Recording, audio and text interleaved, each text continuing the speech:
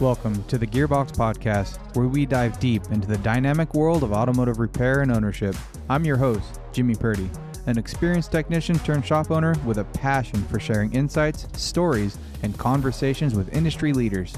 This is the Gearbox Podcast. Do you like to be in the limelight? Do you like the attention? Yeah, I'm an attention whore. Okay. Totally. Yeah. Is that like a North Carolina thing? You guys are like sarcastic, but like not? Not all attention. It's just I need the praise of other people. Just constantly tell me how great I am, and I'll be.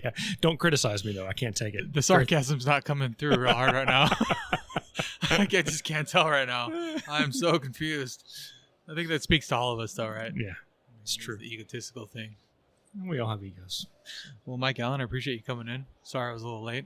I know you're a busy guy, important guy. You know, I got out of the AASP meeting and just been kind of chilling around, walking around, getting my steps in. You know, you don't want to fall below 100,000 steps a day in this crazy city when you're here. So I got to ask you, you're like well accomplished, multi-shop. I mean, you're just killing it. What is your draw for coming to Apex? Still, after all these years of your success. First, I will. Was that enough affirmation for you? Yeah. I'll keep it coming. Yeah, It'll be flowing. Tell me more about me. So, I would say that I don't know that I need to come every year, but probably every other year because there's enough emerging technology and you know, from my perspective, it's not tooling, right? Because I was never a technician. So I bring one of my guys. I'm like, hey, just tell me what we need, and I'll go get it, right? Because I don't know what we need. Okay. But for marketing, CRM, software, service providers, coaches, that kind of stuff. I mean, they're all here, so get them all in one place. It's a little easier than trying to track them down. And I think we all have Zoom fatigue, right? So I'm so fed up with Zoom meetings and vendor meetings over Microsoft Teams or Google Meet So you get to share a beer and have a real conversation and build some rapport. So that helps. See the latest and greatest, So your background wasn't technical, right? So you weren't really the technician that jumped into it. So I kind of want to go back in the time machine a little bit. Okay. And a story I've never heard is where you came from. Okay, so my grandfather opened his business in 1937, and it was a general store and the feed lot and the repair shop and the social hub for his little rural community. It was like a potbelly stove and the grocery store around it and all the old men sharing fishing stories and that kind of stuff. And that's what my dad grew up in, and he hated it, and he wanted to get out. And he went away to college, and he didn't finish college because he had a kid and needed to go support the child, right, and got married. So he went back into the automotive industry because that's all he knew at that point. And he ended up becoming manager for a chain in our area. And then the owner of that chain started selling off the stores, and Dad bought one of his stores. So then I grew up in my dad's store, busting tires, changing oil, sweeping up, that kind of stuff. So you were a technician? No. Mechanic. I was a looby at best. This is before DVI. We didn't do checklists, much less DVI. Had handwritten repair orders. We were doing like 100 cars a day. So it wasn't like you were shaking down cars and finding what it needs. You're just order takers. So drain and fill all day. So not a technician. But I hated it. I went away to college. I did not finish college, but not because I did something like get married and start a family. It was because I was way too busy having a really good time. Mom and Dad stopped paying for college after a year, and I worked multiple jobs just to keep the party going for 3.5 more years. So after almost 5 years of college, I was a junior, and I figured that that's not...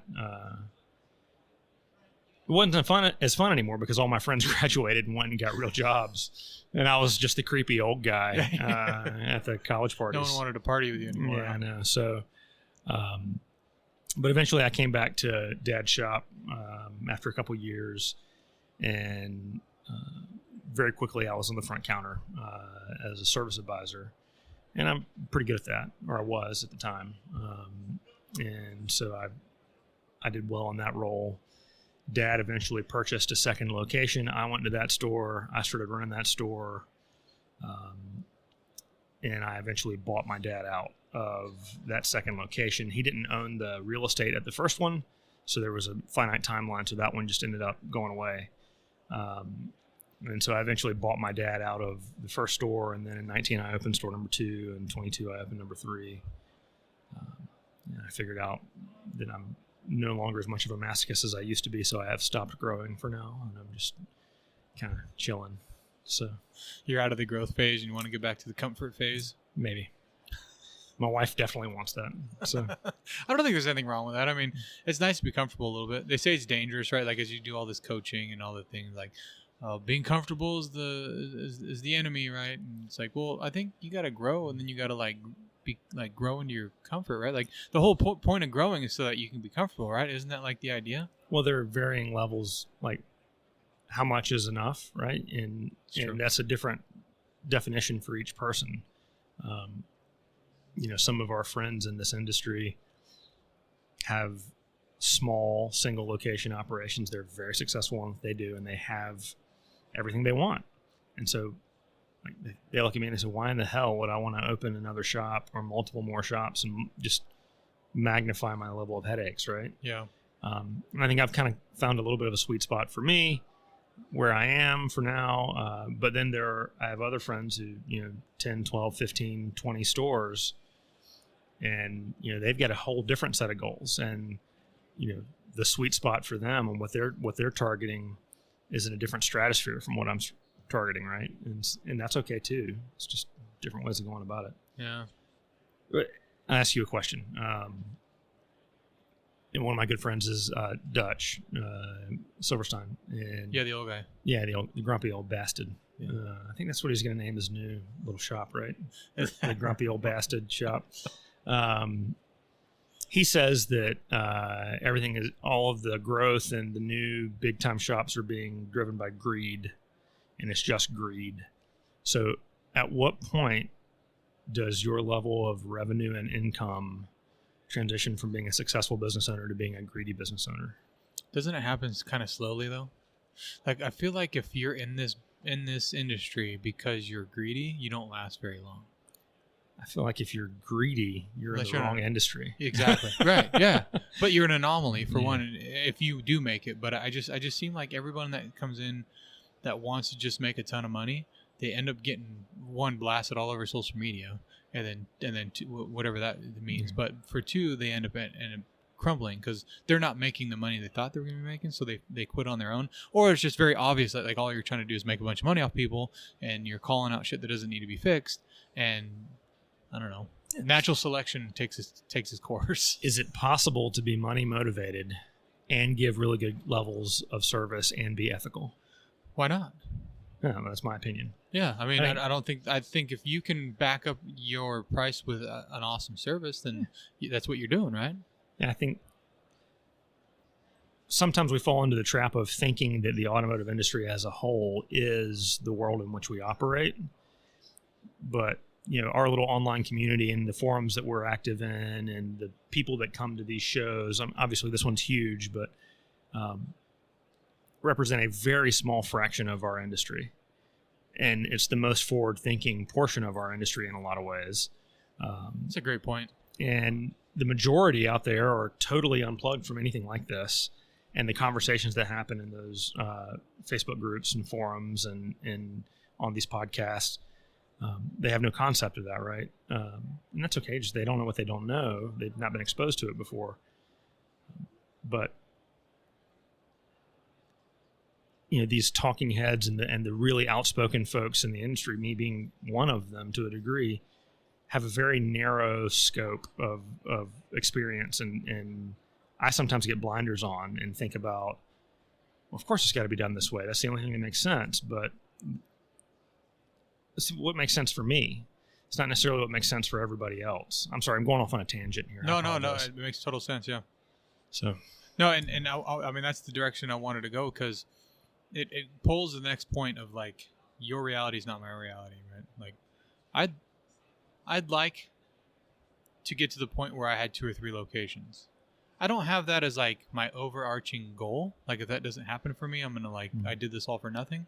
I just want to experience it. Like I want to do that to experience that. You want to just come run my stuff for a couple months? I mean, just go to the beach. So it is as bad as everybody says, right? But that's my point. Like, I don't know, like, what your level of suck is, right? Like, is it really that bad? And I mean, and I can always go back. Like, I don't need to have it forever. And but it's just one of those things. And I feel like for the growth, that's what you grow to. Like, if you want to be in the growth phase, like, that's the natural course, right? Yeah. And you can be like Dutch and have one spot and go fishing at, 3 o'clock in the afternoon and be happy, right? Then you got the argument, well, you're not serving your community if you're going to shut down at 3 o'clock, right? You need to be open 24 hours a day. Yeah, 24/7. Yeah, 2 a.m. oil change. If somebody needs a $9 oil change at 2 o'clock in the morning, by God, you're not serving your community unless you're there to do it for them. See, and that's great for the I don't know, that's not great for anybody. But it's great for the crackhead who gets an oil change at 2 a.m. That's right. But that puts that negative connotation towards the technicians, right? So it's like, well, I'm just not a commodity. You can't just have me working at 2 a.m. doing oil changes for $9, right? And that's what we hear. That's the pushback that comes back from that. And so there's that fine line. Like, obviously, that's an extreme. It's obvious no one's going to be doing that. I don't think so. I mean, if you do it, good for you. Yeah. Bless your soul. There's a Honda dealership in my market that is open 7 days a week, and they're open till midnight. So they run multiple shifts 7 days a week. If that's, and their technicians are miserable. Right. But they can go somewhere else. Yeah. And like I said, natural selection should pull itself away from that, right? So you would think if something was bad that way, if you think you had someone coming in that just was in this just to make money, you would think the natural selection of the course would take its course and they would be put out of business. But they're not. And they make it. Look at McDonald's, right? Well, like, who thought a McDonald's happy was going to be $15? Like, McDonald's knows who they are. They know who their target client is. Right. They don't have any illusions that they're Ruth's Chris, and they don't want to be. And so I wish that as an industry, we knew ourselves as well as McDonald's knows themselves. That's very true. So, I mean, that's what the key is. I don't know. Do you have the key? Do you know what the secret is? Give me $20, I'll tell you. wait. After the recording, I don't want everybody to know. Yeah. No, but you bring up interesting points too as we communicate, online.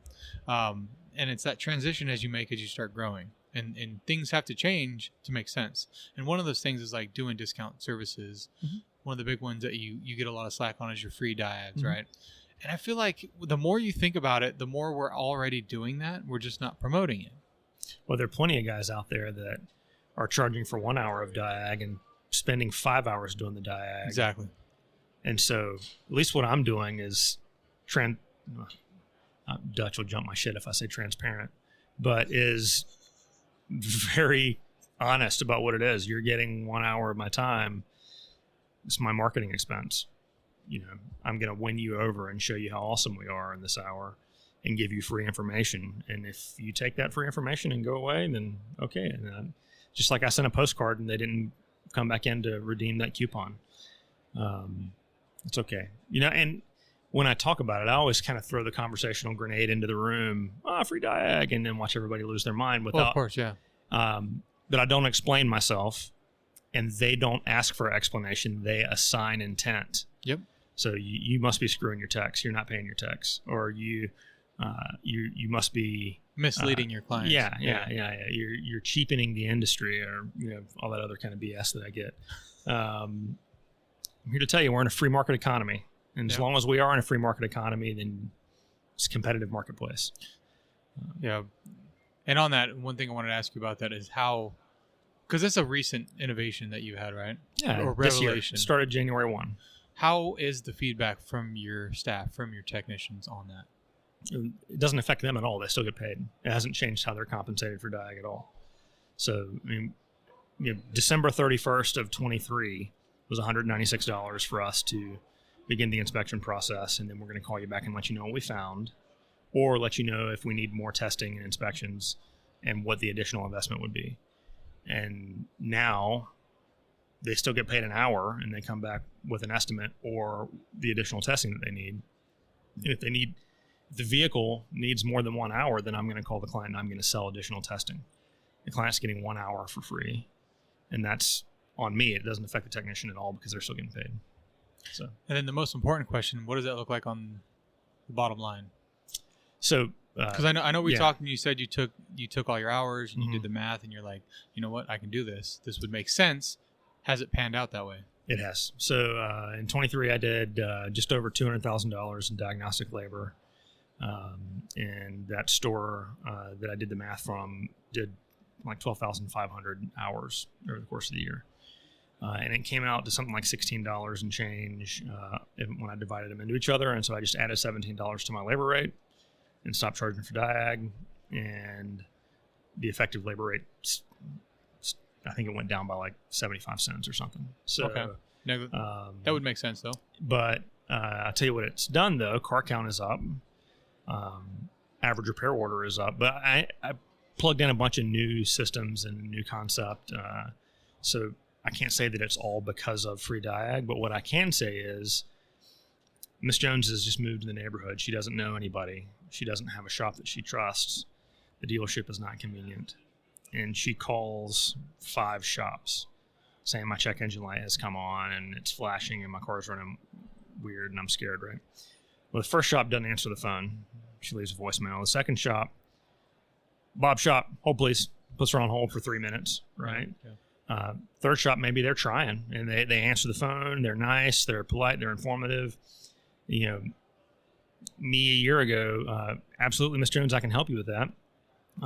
What I'd like you to do is set up an appointment to drop it off with us. I'll give you one of our free loaner vehicles.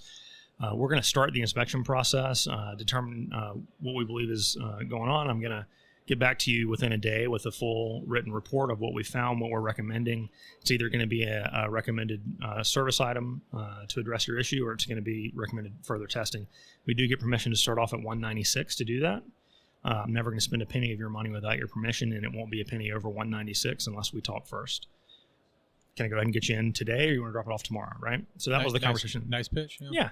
And so you can win over most of those Miss Joneses with that.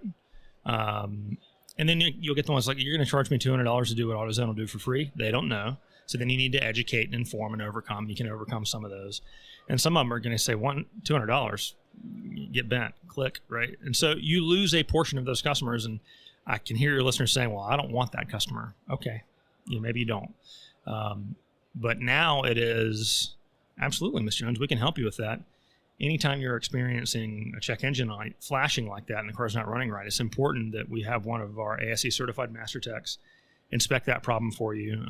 I'll get you a complete written estimate for whatever we see. Is now a good time to bring it in? So we were polite. We offered a solution. We didn't put up a barrier of cost, and we didn't put up a barrier of time. And so marketing spend is down, car count is up. And I think it's because of that conversation, the difference between those two conversations. They're both good customer service conversations. One is just a different marketing methodology.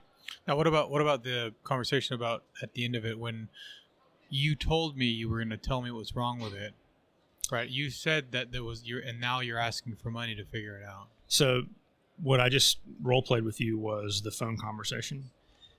At Write Up, when we're doing our information gathering and our discovery conversation and we're documenting what's going on with the vehicle, we're going to have the second part of that conversation from the first role play. And it's okay, here's what we're going to do, Ms. Jones. Technician Jimmy is going to, he's one of our ASE certified master technicians. He's the right guy to be looking at your vehicle. He's been doing this for 20 years. He's going to be inspecting your vehicle and testing to see what's going on. We're going to have one of two conversations. It's either going to be, here's what we found, here's what we know we need to do next, and here's the cost. Or it's going to be, we've eliminated A, B, and C. There's additional possibilities. It could be X, Y, or Z. In order to determine that, we do need to get an investment beyond that. And if you're not comfortable with that, that's fine. I'm going to give you all the documentation for everything that we've done to this point, and you can take that to whomever you want to go to for the next steps. And I would tell you that we're doing roughly 100 cars a week. I don't know that we've had one in 10 months that has gotten mad and said, you told me it would be free, because they're getting a significant amount of stuff at no charge. Or the ones that decide to pick it up because they're not paying anymore. Yeah. You feel like you get more conversion that way? Because once the car's there, it's like, what? Yeah, the car's in the bay. You've already put them in a loaner car. You give them a ride home. They've come in. They've seen that your facility's clean and that your people are nice, and they've got a shop tour. They know that you've got a 5-year warranty. And there, I think, is the key. Yeah, you're buying an opportunity to wow them with your service and your facility. As long as you can wow them, right? Well, and you don't have to have a rock star facility. You can wow them with your service. I mean, the fact that you care about them. If you have that. Yeah. Wow. Do you think if you have a shitty facility and shitty service, maybe it's not the right business for you? Well, do you think that a lot of the opposition might come from that? It might be coming from like the owner operators that don't need any more cars, for one, and they just don't feel like they have the confidence to show off what they have and be proud of it.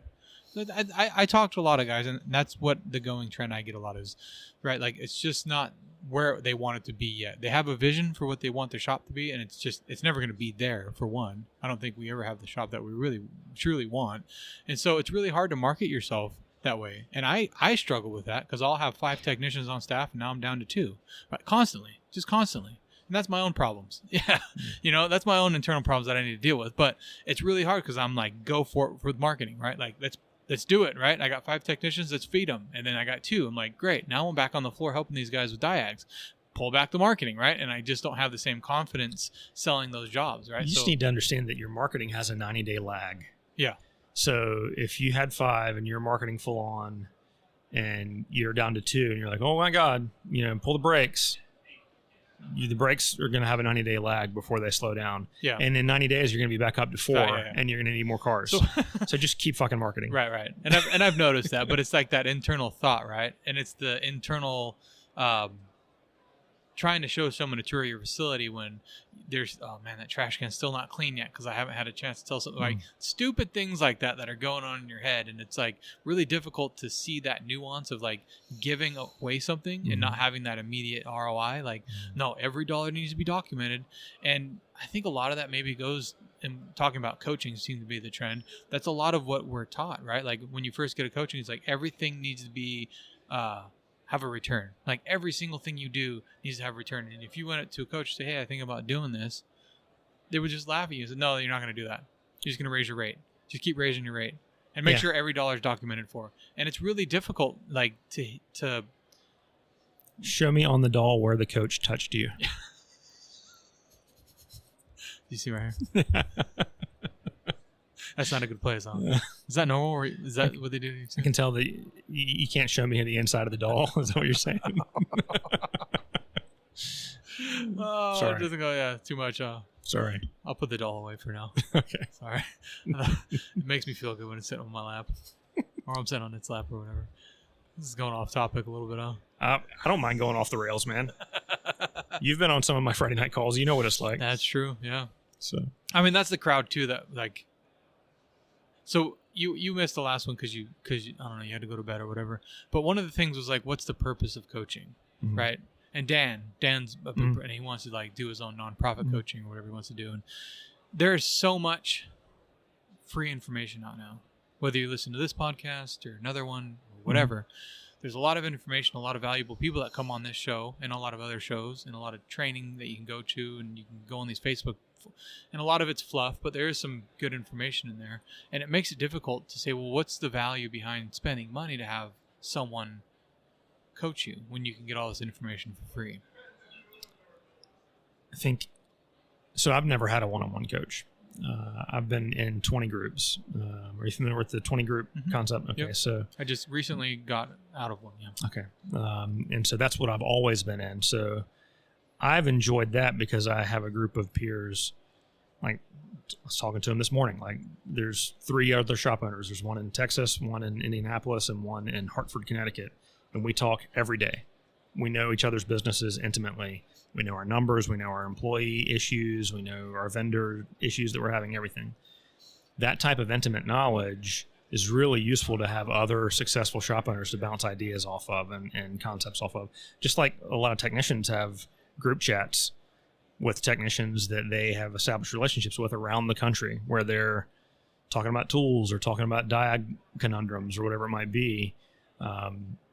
So I enjoy the sounding board of a 20 group, but with a coach, the difference between a coaching relationship and all the free information on ASOG or CTI or, the podcast, everything else, there's accountability. and you need another human being to call you out on your bullshit when you're making excuses. And you also, when you get all that free stuff, it's in the pile with all the BS also. Yeah. And not everybody can tell what's BS and what's good information. And what's good information for a Euro specialty shop in Seattle with a $350 labor rate is not the same thing as what's good for a general repair domestic guy in Nebraska, right? Yeah. So coaching is, you got to have the right coach for your style of business, and they've got to understand how your business works, and they've got to hold you accountable. And so I think that's the value in paying somebody to hold your feet to the fire. Yeah, that makes sense. And also, your level of expertise and being in a group like that, that's where you need to be, right? Mm-hmm. It's not where everybody needs to be. Yeah. You know, and it's really tough to find, well, what is it that I need to know? I don't know. Who knows that? I don't know what I don't know. So that's one of the reasons I think that ShopFix came out of nowhere and became the dominant coaching organization in the industry. 6 years ago, nobody really had heard of them, right? Mm-hmm. And now they are the big dog. For better or for worse, whether or not you like them or hate them, I'm kind of agnostic. They built a system that answered those questions and gave an easy to follow set of directions for a new shop owner who doesn't know. And most new shop owners are just really good techs, right? Or at least above average techs who get tired of working for the man and they want to do their own thing. They don't know squat about how to build an estimate, price matrices, how to set your labor rate. They don't know anything about how to manage the business. They don't know about marketing. They don't know how to choose a POS. They don't know what they don't know. And so ShopFix gave them the manual on how to operate that business model, and very easy to understand and implement methodologies. And they hit a home run. Yeah, it works for most. Yeah. So, and talking about your journey, and we kind of just cut to, you just all of a sudden own 3 shops. So you were like in college partying, and then you own 3 shops. So that was I guess it's just. And then I was a service advisor, and then I was a store manager, and then I had 1, and then I had 2, and then I had 3. Real quick, let me back up. I am not a ShopFix guy. I think that the way that they kind of went supernova on the market is an interesting case study. I'm a client of Elite Pro Service, so if you hit me up if you want to go to Elite. So you do a little coaching. Peeps. No, I'm not a coach. I'm a client. So right, but so you're involved in the coaching process. I guess what I'm saying. Yeah, copy. And you're part of the 20s group in Elite. Okay. Correct, exactly. And that's kind of, you guys just hold each other accountable and make sure you do your own thing, right? Absolutely.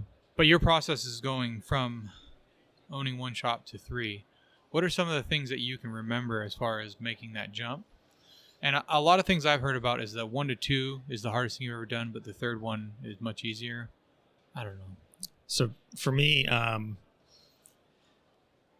you need to understand that you're going to look at 10 shops before you find one that you might be able to buy, or it might be the right deal for you. I did it on a shoestring budget. And I had at the time a business partner, a minority business partner. And so when I bought the second shop and went and got it up and running, he was back running the first shop, right? And so it wasn't really that hard because there was somebody that had skin in the game at both shops every day. When we opened the third shop and we had to switch to zone defense, right, is when it got really hard. So it was, because I had a partner, it was third that was the hard for us. And then I bought him out, and it was just me with the 3, and then it was really running around with my hair on fire. It highlighted how I needed to build out some systems and processes. So you built them out after the fact instead of the way we've all been taught or told, like you got to make sure your systems and processes are perfect, and then you go on to the next and you go on to the next. Yeah, I did not do that at all. I just was like, so how was that sleeping at night? You're so tired that you can't help but sleep. Okay. Yeah. So you can still sleep at night. That's all that really matters.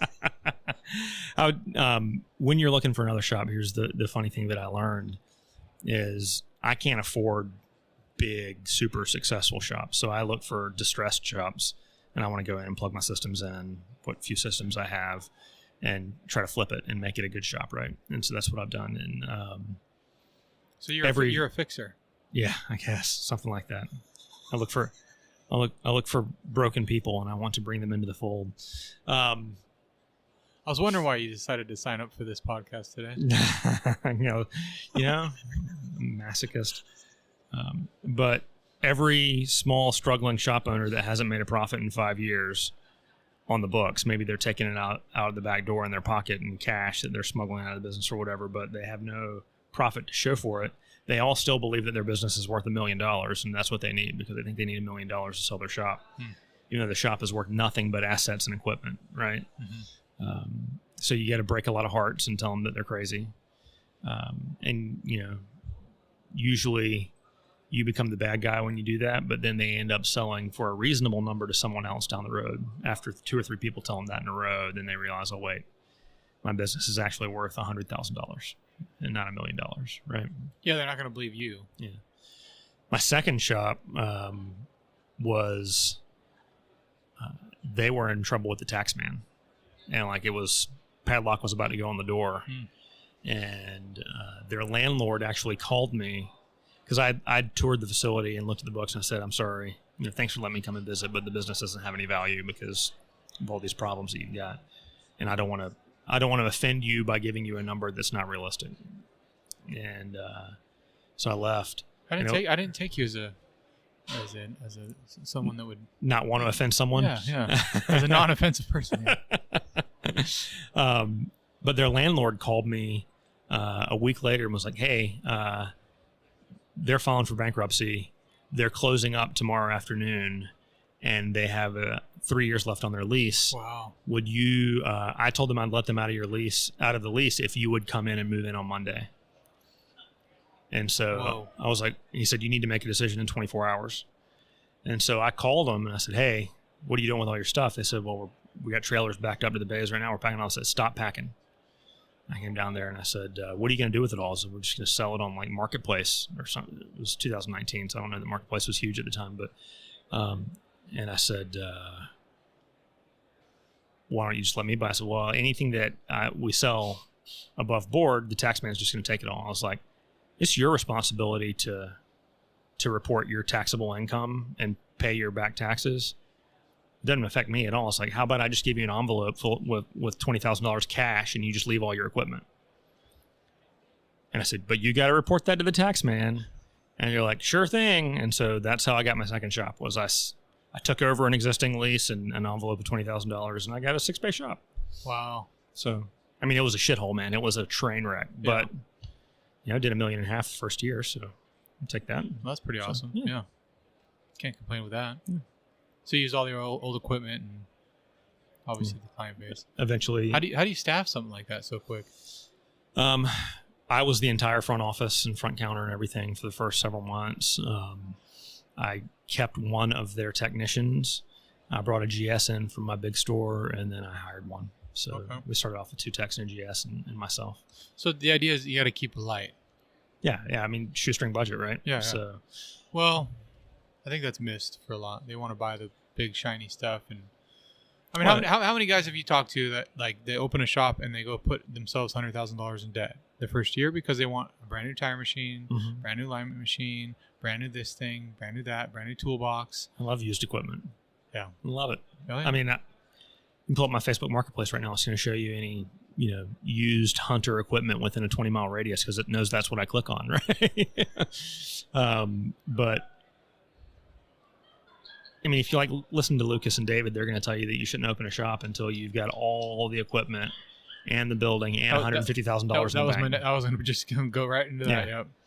And I disagree. You can start with floor jacks and a set of hand tools if you have to. I mean, that's the idea, right? Like, just fix the damn car and bring in cash flow. And it's funny because one of the topics they bring up too is like, you just need cars, right? And David says that a lot. Like, you just need cash flow and you need cars. Yeah. So then why do you need $100,000 in asset? Like, why do you need liquid asset of that capital when all you need to do is just have a set of hand tools? It's not much more complicated than that, is it? Well, I mean, yes, cars are more complicated than that now, but you can do brakes and tires and basic service and maintenance with not a lot of high-end equipment. Yeah. Yes, there are vehicles out there where you need more advanced equipment to do brakes. Yes, there are vehicles out there where you need more advanced equipment to reset maintenance minders and things of that nature. But then that rolls into like the third or fourth or fifth year that you're talking about, right? Like day one, year one, what's your goal here, right? You're working by yourself. You're trying to just get a customer stream. Like you can change oil with just, a couple tools. Yeah. I mean, a lot of the dudes who are starting out new, right? They've got, the cliche is they've got one left in the barn out back, right? Yeah. Well, great. That means you have almost no overhead. Your overhead's what, a couple $1,000s a month? Great. That's perfect because it's easy to break even and start putting some money to the bottom line there. And you just grow it incrementally, man. Incremental improvement, iterative improvement. You don't have to go be, like Lucas's big garage mahal in Blowing Rock next week. Let that take a decade. It's okay. Yeah. So, or if that's even what you want, right? Yeah. Like, how many times have you had the thought of maybe you should just go build something in your back? And for me, it's like maybe I'll just put a garage out back and just do 1 or 2 cars a week, I'll probably make the same amount of money. Well, Then I would say you need to go back to the coaching. But you know what I mean? Like sometimes that thought comes across and you have those months, you're like, why am I doing this, right? And then the next month is like, blows it out of the water. And you're like, okay, I get it now. Yeah. There's something going on here that's bigger than I am, which is cool. But isn't the emotional roller coaster of being a shop owner just exhausting? You win so big and it's so frustrating when you lose. Oh my God. The highs and lows, dude. It's like a manic. I was just talking about, and this is probably something you can't relate to, but as a technician, that emotional roller coaster that you have when your head's down every day and you're just trying to just fix as many cars as you can. You're not talking to nobody. The days just start rolling by and you're just ecstatic when you fix the car. Then when that car does not get fixed by what you thought was broken, how much that just pulls you down, and it's just a stupid car, and you're just like so devastated that you were wrong over a piece of machinery, and you're like, why is, and you're like, I'm not gonna forget about it, and you go work on something else, and 10 minutes later you're back over there messing with it again, or you're at home and you're on the internet and you're like researching the different things and you're talking to, sending a message to Brian, right? Like what's going on with it, right? Like all these things, and it's like over this stupid car, man. And then the next day you fix it and you're like, I can't wait to do the next one. I think that's kind of relatable to owning a shop. I've got exactly right now. I've got a version of that going on for me because as an owner, I don't think from a tech's perspective like a lot of owners do because they were techs. I think from an advisor's perspective because that's what I was. I will spend so much time drilling a certain methodology or a certain word track or a certain script or whatever you want to call it, and then today, actively at one of my shops in North Carolina, I have a friend who has another shop an hour away who's mystery shopping me. Called in, brought it in for a service. He wanted to see what our sales process was like and how welcoming we were and did we really say bring it in right now and all those types of things that need to be our touch points. And so he's like live streaming me updates about how the process is going while I'm out here in Vegas at this meeting. And I'm like, oh, it just makes me want to throw up because he texted me the first time and said, hey, they're almost done with my car. I'm waiting for them to take me in the back and show me what they see. And I looked at the time and said, oh, wait a minute, it's 12:30 in North Carolina. They don't work on cars from 12 to 1, which means he's been there since 11, which means he's been there for 90 minutes and they're just now pulling him in the back. It has already gone off the rails. Mm-hmm. This whole big system that I'm so proud of, that I've drilled so hard on, the one time I got a buddy coming into mystery shop was just a train wreck, right? So I don't know if I consider that a train wreck, but I get your mindset, right? And talk about the growth phase and like taking that step back and looking about like where you came from and to where you are, and like, man, if I get someone in and out of my shop and answers in 90 minutes, I'm ecstatic, right? Like, yeah, that's just where I'm at, right? Well, last year it would have been drop it off and I'll call you tomorrow, right? So, right. But we've tried to evolve, how we go to market on that prospect. So. Yeah, that makes sense. But you don't know what you don't know. Yeah. You can have all the systems and processes in the world, but it doesn't mean everybody follows them. Yeah. I think we've talked about that multiple times during this event of how to get the buy-in from the team. How do we get everybody to do what they need to do? And then how do we take that system and buy the second shop and then buy the third shop without it all just like falling apart? Well, and also when there's one location and you're there, you know every customer and you kind of know every car and you know the workload and the level of quality of service is so high. When you go to 2, it will drop because you can't know everyone and you can't be involved in every interaction. And when you go to 3, it drops a little bit if you don't have your systems in place. So you got to get your systems in place, as we were talking about, that I didn't do, so that the level of service and quality stays consistently high enough to justify, how you're coming to market. So I like to say, we don't have cameras here, but if you imagine that the industry as a whole on a scale of 1 to 10, we're really bad at what we do, especially service. As an industry, we're terrible at service. Mm-hmm. So let's say that the average is like 4, right? And when you've got one really fine-tuned, high-level single-location shop and you are the best shop in town, you're 10, right? You're 10. You're the gold standard in your market. And you go to 2 or 3 or 4, and it's a much larger market, and you can only get to 1 or 2 stores a day because of geography or whatever else it might be. It's going to drop down from 10 to 9 or 8, hopefully not 7, right? You're still way better than 4. You're still giving better service and better quality and better warranty, but you're not giving what it was.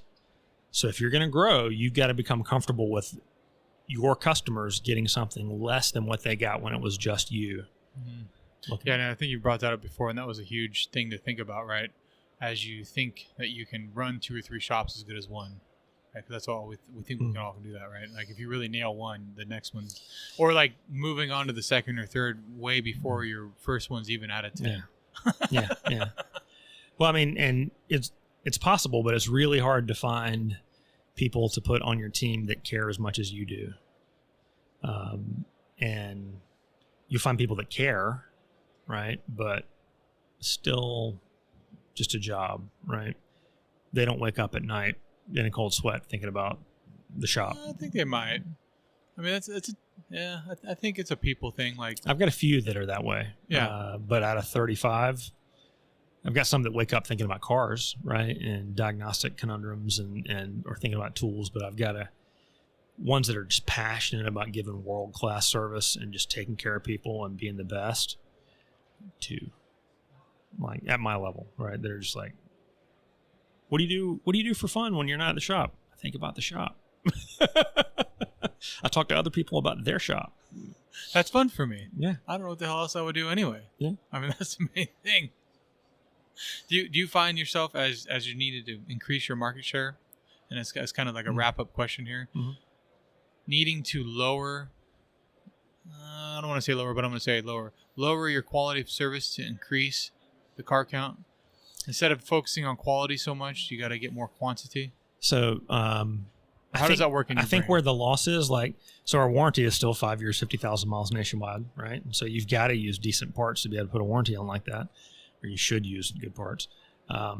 And we still have a very high standard for technicians in the company. Where it goes from 10 down to 8 is not in your systems and your offering and your value adds. You've still got free loaner cars and all that kind of stuff. But where it goes from 10 to 8 is the personal relationship with the customers. So many customers have my cell phone number for so many years. And they came in and they only wanted to talk to Mike, and that's okay because I had built a relationship. Well, if I'm going to run a business at a higher level, at a larger volume, at multiple locations, I can no longer spend 8 hours a day talking to customers. And so I've got to wean them off of that and let them talk to new people. And new faces means the trust isn't there. And they come in and they want to talk to you rather than just toss the keys and say, call me if it's over $5,000, ha ha ha, right? Yeah. But they mean it. And that doesn't happen anymore. Now they still say yes, but we need to call and go through the whole process with them. And that's okay. It's just not the same level of relationship that they have with me. Do you think it would have been easier to start that years and years and years ago? For me, I never gave anybody my cell phone number. I from day one, I wanted to make sure everyone went through the process. I wanted to make sure everyone talked to who I had hired at the front. I wanted to make sure my name wasn't on the business. I wanted to make that was my vision, and no one really told me that. I knew I just wanted to make sure I was separated from the sales process. I think a lot of us make the mistake of making it too personal giving people your cell phone number or answering customers on the weekends or whatever else it might be. And it's hard to put that genie back in the bottle, right? Once it's out, but you can. It just takes time. So now I go to the shop and maybe they're super busy and I just hop into the van and give somebody a ride home because somebody's running for parts or whatever, and they ask me how long I've worked there, right? It's like, perfect. Oh, I've been here for a while. They don't have I'm new here. Yeah, they don't have a clue who I am, and that's okay. It means that they've been a customer for a while and they like us, and you've built something that you can be proud of. That's awesome, man. Thanks for having me. Yeah, you ready for Vegas tonight? Well, what are we gonna do? I don't know. Make some poor choices. You said something about something fun. I believe that shenanigans can be accomplished in this town. Yeah. So, all right. I think we've got some parties we've got to go to. I think the last one's over at midnight, so we can actually start being silly. Get a good early start then. Huh? Yeah. That's cool. Fantastic. All right. Thanks, man. Thanks, Mike. See you.